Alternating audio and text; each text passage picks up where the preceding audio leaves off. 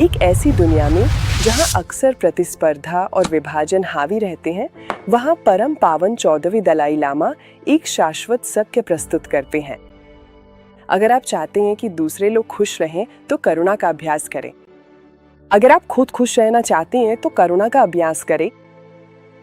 करुणा केवल एक नैतिक गुण नहीं है, ये व्यक्तिगत और सामूहिक कल्याण का एक व्यवहारिक मार्ग है।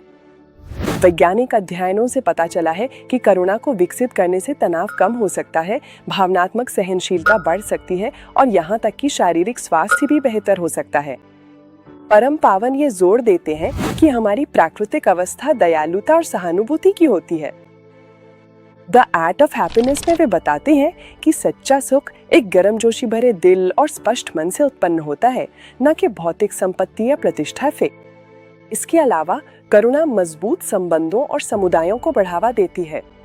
जब हम दूसरों के प्रति समझ और देखभाल के साथ पेश आते हैं तो हम विश्वास और सहयोग का निर्माण करते हैं, जो एक सामंजस्यपूर्ण समाज की आवश्यक नींव है। अनिश्चितता और संघर्ष के समय में करुणा को अपनाना हमें शांति और स्थिरता की ओर मार्गदर्शन कर सकता है। जैसा कि परम पावन हमें याद दिलाते हैं, दूसरों की परवाह करके हम अपनी खुशी को पोषित करते हैं और एक अधिक करुणामय दुनिया में योगदान देते हैं।